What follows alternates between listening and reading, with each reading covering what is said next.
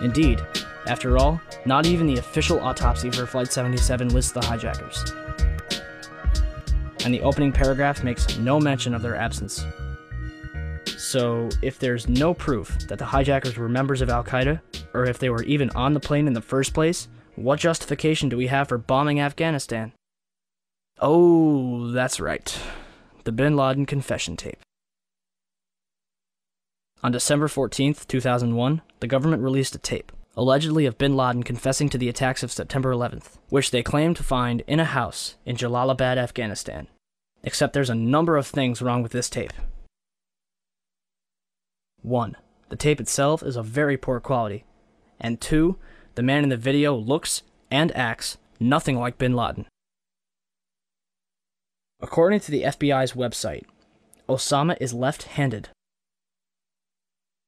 Yet, in this video, he's writing a note with his right hand. Not to mention he's wearing a gold ring, which is forbidden by Islamic law, and is never mentioned in the FBI's description of him.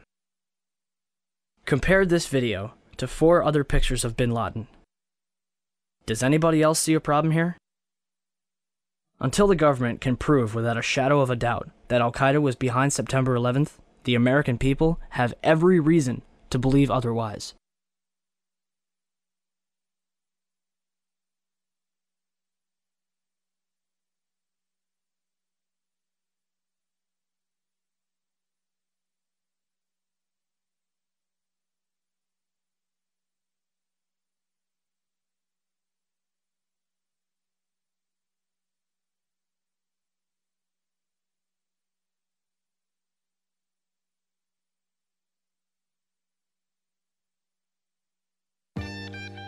And now for the last question of all.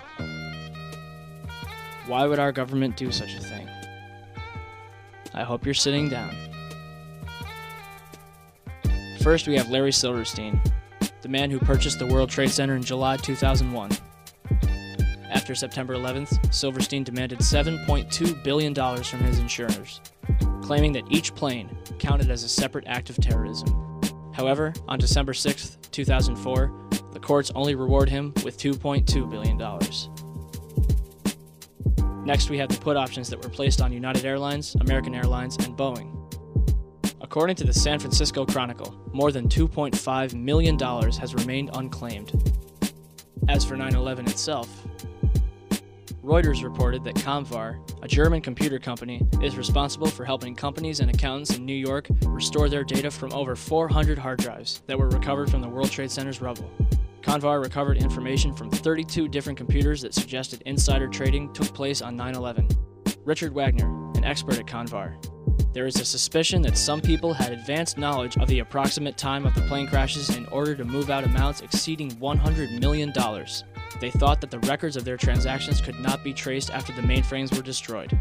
After their analysis, Comvar handed the results over to the FBI. Although the FBI was legally bound to investigate who was responsible, to date they have done no such thing. Moving on. According to Wikipedia, one of the world's largest gold depositories was stored underneath the World Trade Center. In 1993, the value of the gold was estimated at $1 billion, rumored to be owned by Kuwaiti interests. When the World Trade Center was destroyed, the amount of gold far exceeded the 1993 levels. The gold was finally recovered in its entirety in late 2001. Or was it? On November 1st, 2001, the Times Online reported that a large amount of gold was discovered in the wreckage of the World Trade Center. Mayor Rudolph Giuliani announced that more than $230 million was recovered from Ground Zero. However, the COMEX Metals Trading Division was storing gold bars for the Bank of Nova Scotia, Chase Manhattan Bank, Bank of New York, Hong Kong, and Shanghai Banking, totaling $950 million. And that's just one company. Rumor has it that over $160 billion in gold was stored in the World Trade Center. So where did all the gold go? Remember the gold that was found in November 2001? Reuters reported that it was discovered in the back of a 10-wheel truck, along with several cars, in a delivery tunnel underneath World Trade Center 5. No bodies were recovered. As workers got closer to the gold, authorities began restricting access to Ground Zero, joined by FBI and Secret Service agents. One worker, who was directed away from the tunnel, told a reporter, "If I tried to go down there, they would have shot me." Heavy machinery operators and others worked under the watchful eye of more than 100 armed officers. So let me get this straight. Gold from World Trade Center 4 was found underneath World Trade Center 5 in an empty delivery truck with an empty escort of cars. I think it's safe to say that they were running away from the South Tower. The question is, how did they know to flee from their stash when not even the firefighters inside the South Tower expected it to collapse? $167 billion in gold. $200 million is found. And that's just the money. After September 11th, President Bush had and continues to have permission to do and say whatever he wants, all under the pretext of 9/11. The Patriot Act, the Department of Homeland Security, Afghanistan, Iraq. Good. Second one. Hit the other one. It's time for America to accept 9/11 for what it was.